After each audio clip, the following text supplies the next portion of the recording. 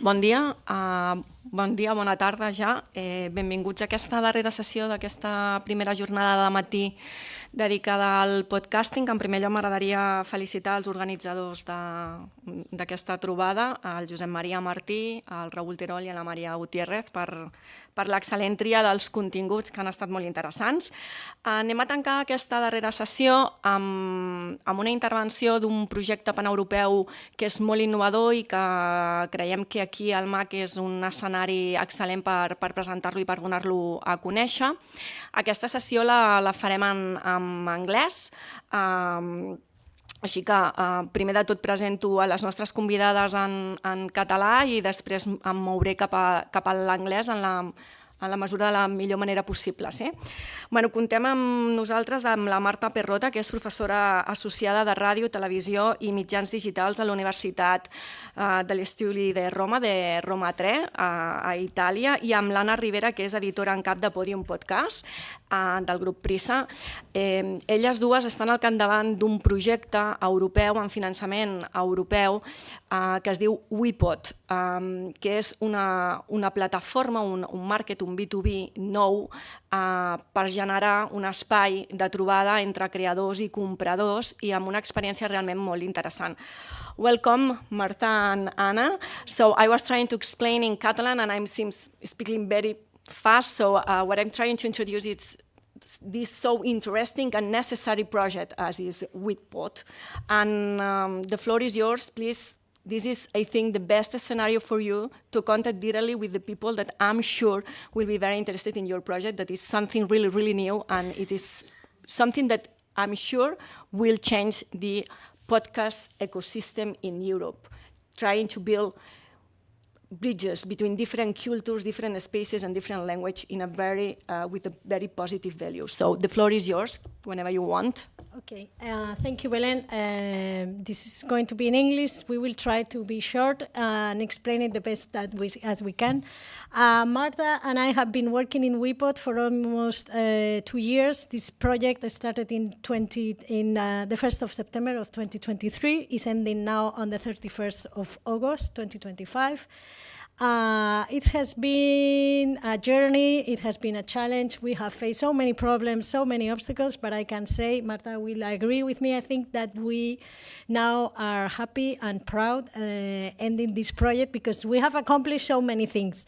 We are trying to explain it because we have been living inside this project. So for us, it's almost like the earth that we breathe, but I know that for someone who's coming from outside, seeing it from outside, maybe it can be a little difficult to understand, so we will try to go step by step. So let's start off. Marta will explain. No puedo. Let's try with this. No. Well, okay. Now, what is WePod? So WePod is an European project that it was funded by the European Commission inside a call for creative journalism. The call was published in 2022. And Marta is the true origin of this project. So Marta, explain how we build WePod from the scratch. I was the origin, but without the other partners, it would be possible. But yes, I mailed Maria Jesus in 2022 in April, and with this call, I thought that could be a good way to start research, but also co-productions among the European context, because podcasting hasn't witnessed many co-productions in the previous years. I think now the situation has totally changed, also through the work that we have done, but not only for this. Last week we were in Paris and we met many producers that work with collaborative podcasting and multilingual podcasting, and it's something very new. But yes, I mailed PRISA and other groups, and because the call is for the development of digital innovations in the journalism sector, and Italian media outlets, Spanish media outlets, where all of them, they were very aware of the opportunities of podcasting, while in other countries maybe it couldn't be so the same. So we wanted to create a small group for the first steps of the application, and we met EUROPEA, that is a small agency based in Belgium, which has a representative that lives in Rome. So he was also a student of my university where I teach. So it was very easy to get in contact and find other partners with them. So we won this call. We worked hard for that. But then... Just tell the truth. We almost sweat blood because writing Yes. this project for the European Commission is not easy. You have to full like 70 pages of European jargon and explain everything in very detail and in the way they want.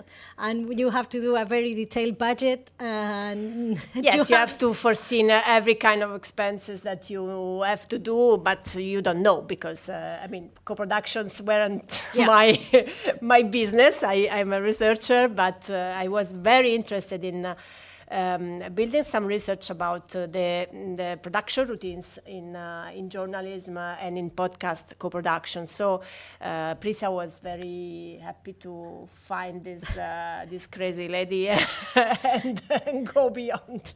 Yeah, so we worked from April 2022 until November 2022. We present the call, we present our project. September. And we just sat and wait. And in March 2023, we received a letter from the European Commission, telling us that we have won the call, which means that we win a finance of $2 million for the whole consortium.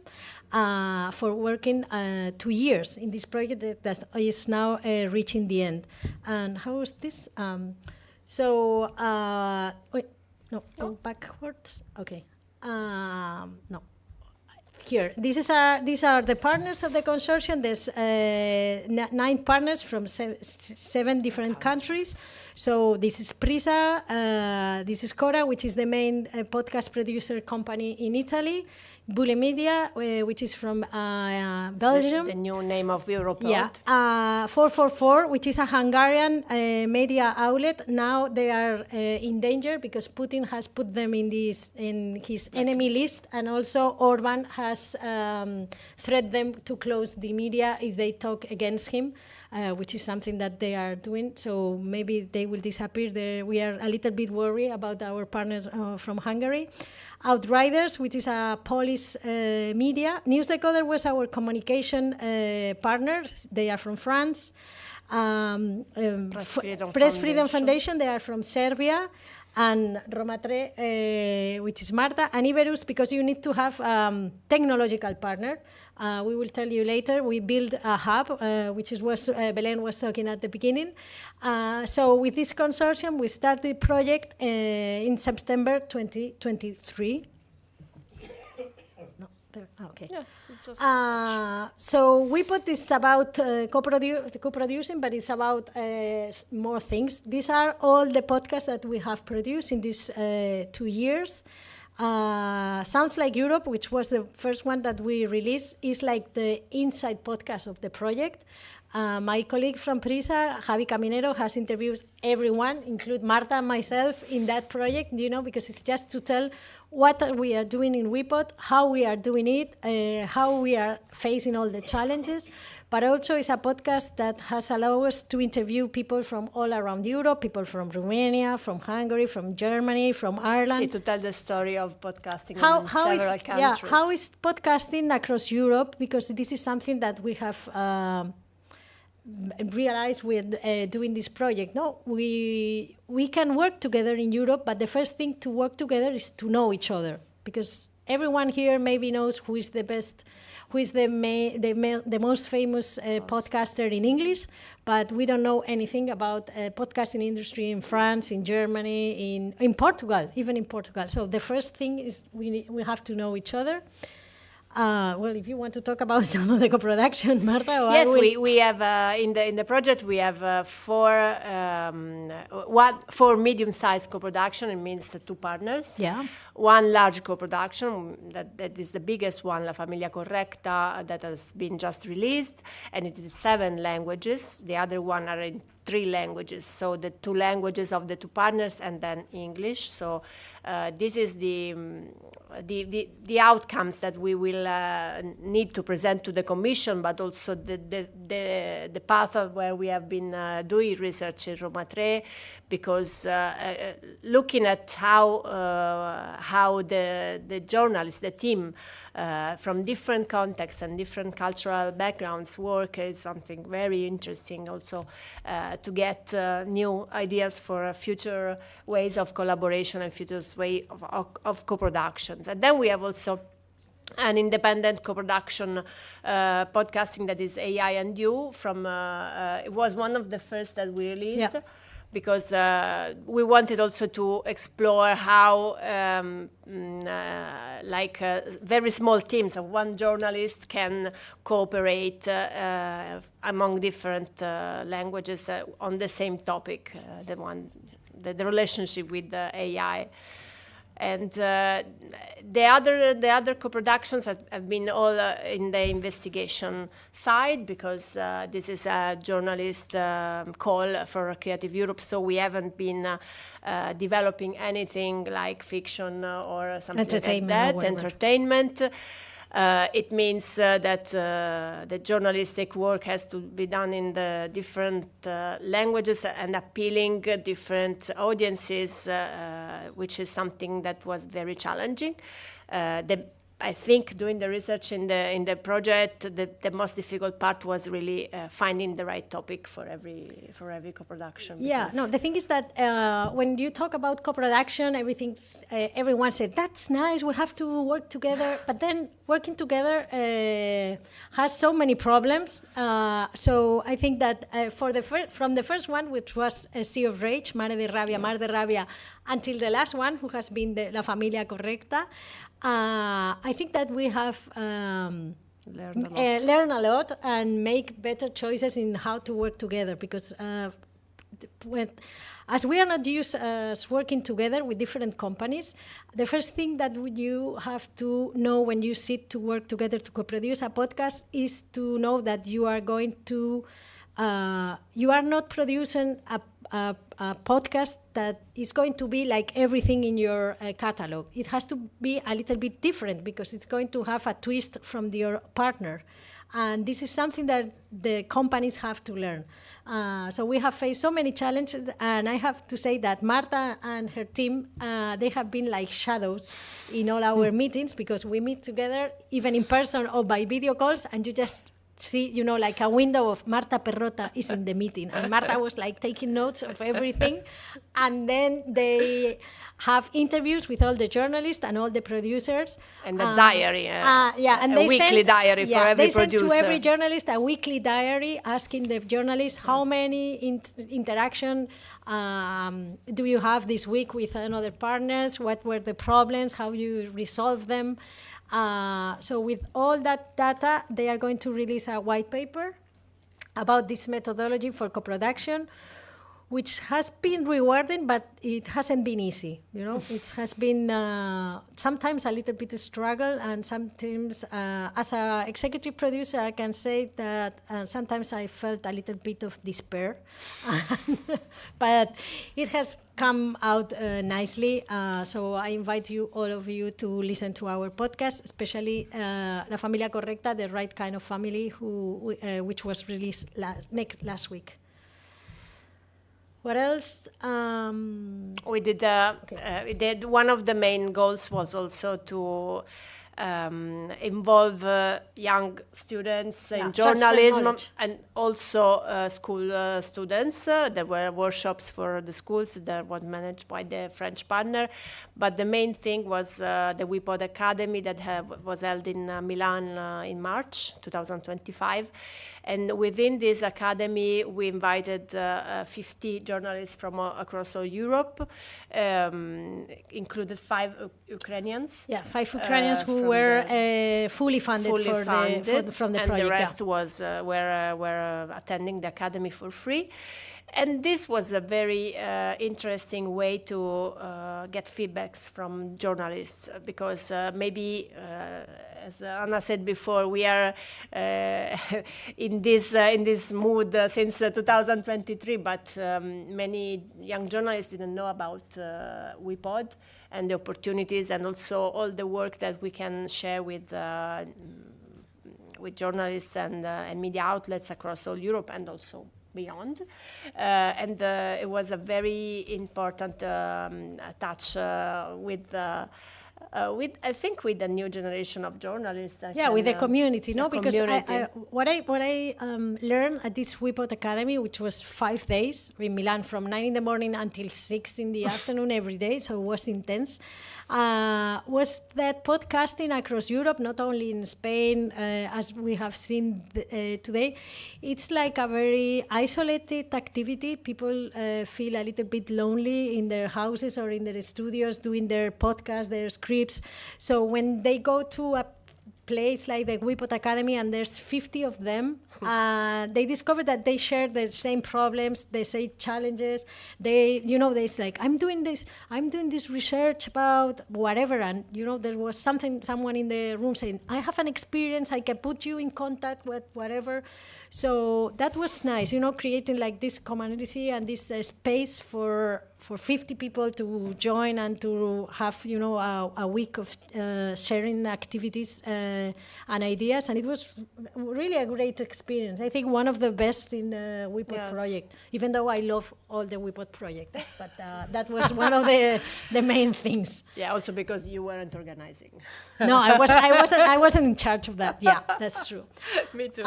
So this is this is the research part that we did, the study of co-production, and also the relationship with the global podcast industry. We have a lot of reports on the WePod website regarding models of podcasting across the industry in Europe, and also there will be also the results of this research that I think it's not just the work that we did, but also the involvement of international scholars about the issues of podcasting in journalism, because we launched a call for a book, for an academic book that has been released last month. You can also download it. It's in open access, so you can have access to all the articles that have been written by professionals and academics, included Ana Ribera and Maria Jesus Espinosa Los Monteros, and many other, mostly were academics, but also some professionals, also across the WePod network. And the interesting part is that probably this will launch also a kind of academic journal about podcasting, which is something that is still lacking at the moment. I think that the connection between the production cultures in podcasting can give the academia a lot of rewards in terms of putting the hands into the way where the world goes, and so I found it very, very interesting also because we are working on this website. These are the workshops we told you before. Across 6 countries, and also the big thing is the WePod website with the toolbox, knowledge repository, talent farm, so where the talent can meet, and of course building this community in a stronger way, so looking for possible connections for future works, and the IP marketplace, which is something we are currently working on. Yeah, the IP market it's recently launched. It's a place for every company or every podcaster just to upload the podcast that they have, and just I have made this podcast and it's available for versions in different languages. It's available for audiovisual rights. It's available for a book. So it's like a market in which everyone can go and see what has been done across the country, across the continent, and what you have done, and upload it, and have like a database to reach all that content. And also the talent farm is like kind of saying it easily, it's like a LinkedIn from people involved in audio across Europe, because there's a huge community, as I said before, of people feeling very lonely doing podcasting across Europe. So the idea is that if you want to make, I don't know, if you're making a reporting about, whatever in Poland, just you can go there and find a podcaster in Poland which is able to make an interview, record it, and send you the audio or everything. And we have also created the European Association of Podcasts and Audio Creators, which is something that we see that it was lacking. We need an association to join all our efforts to make lobby in Brussels, which is important, and in order to have finance, but also in order to have our rights defended in front of the legislators. So we have recently launched it. You will have further notice about it. So this is all available in the WePod hub that you can just go there and see all the work that we have done in this call. So this is a brief presentation of the project. If someone you have some questions. Yes, I think that we are not still conscious about the importance of your project, because it's making the basis of a pan-European project that is going further than other continents or what are doing in the United States.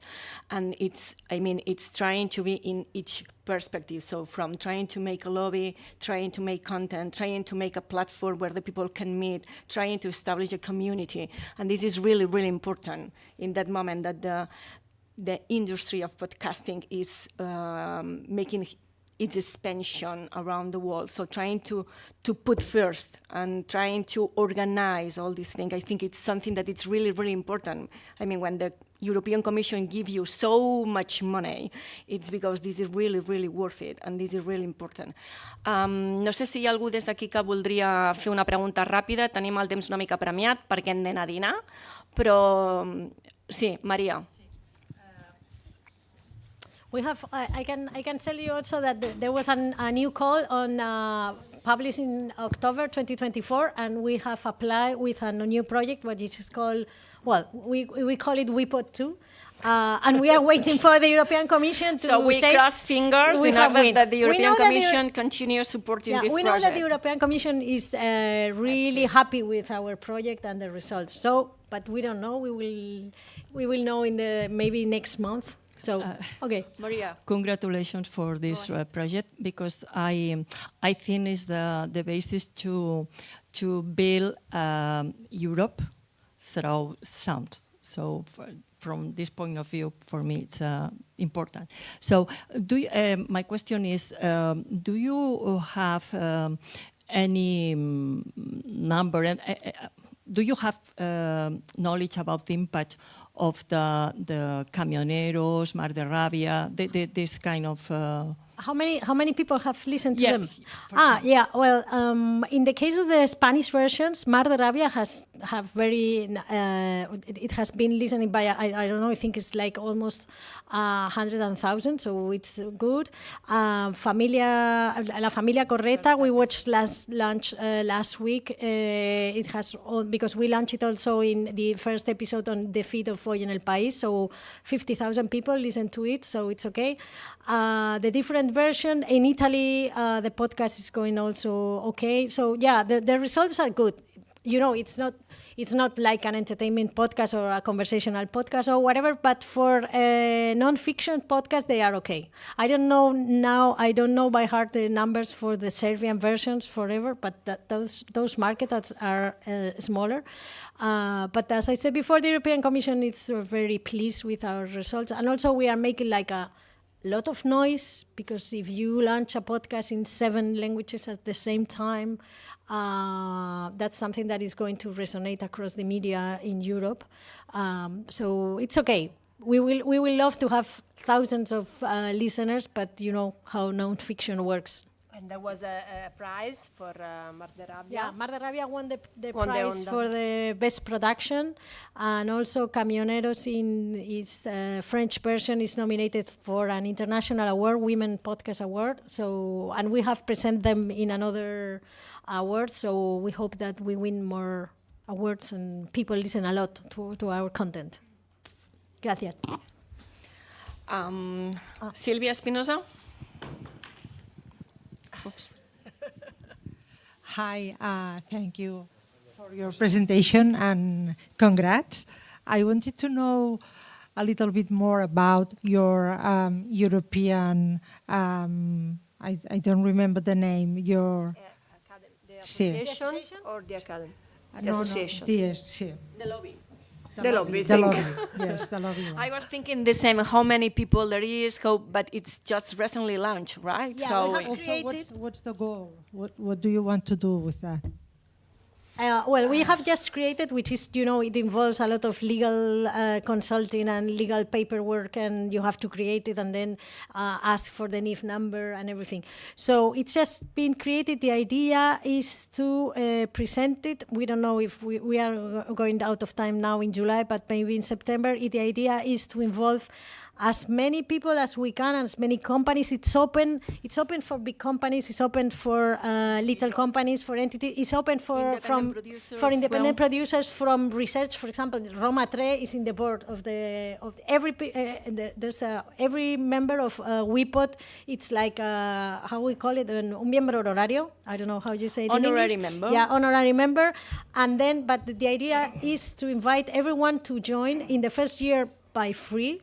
And then we have, because we have written bylaws, so then there's a cost, because we have to finance it. It's not going to come the money from nowhere. So the idea is to have different fees depending if you are a company like Prisa, or you are a Roma 3, but you are an independent podcaster, or if maybe you are a student and you want just to be in the company, in the association, in order to get benefit from the webinars, because the idea is to organize webinars inside WePod 2. The idea is to develop knowledge, but also lobbying in Brussels, and the main place will be Brussels. The idea for WePod 2, one of the main branches of WePod 2, is to develop the European Association. No? For example, organizing webinars in person in different countries, but also video webinars that you can go there and maybe have a class done by Eugenio, for example, to how to make a script for nonfiction, that you can go there and watch it or whatever.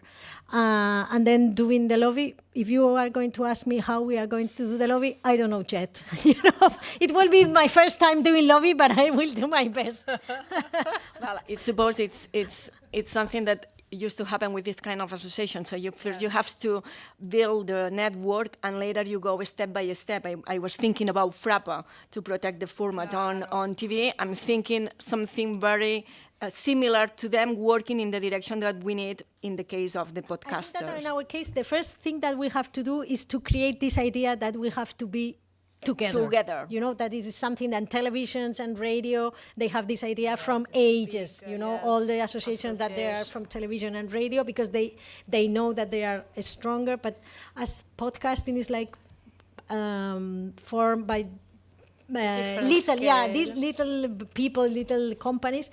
So the first idea that we want is to launch it, to make a communication plan and tell everyone across Europe, we are stronger, we are together. Even if I'm Prisa and you are a little company, our ideas and the Right. things that we want to We defend. share values and we we share share- values, we share exactly. concerns, and we share solutions for our project and for the industry. So thank you very much. Thank you. I think that we don't have too much time And it's also dinner. because it's a time of for food, for lunch, lunch. exactly. So thank you very much, Anna and Marta, for being here, for sharing your project. That is something excellent, and we cross fingers in order that the Commission give the second part. So I'm waiting for that, and I'm sure that all people here, it's the same thinking. Si em permeteu, faig un breu anunci, recordar-vos que a les 3 de la tarda tindrem el taller de podcast narratius de no ficció, que el farem a l'aula 15 del Centre Tecnològic Universitari. Us emplacem tots per aquell moment, però si aprofitem ara podem anar a menjar i segur que allà tindreu també un moment per poder parlar amb la Marta i amb l'Anna. Gràcies. Gracias. Gracias.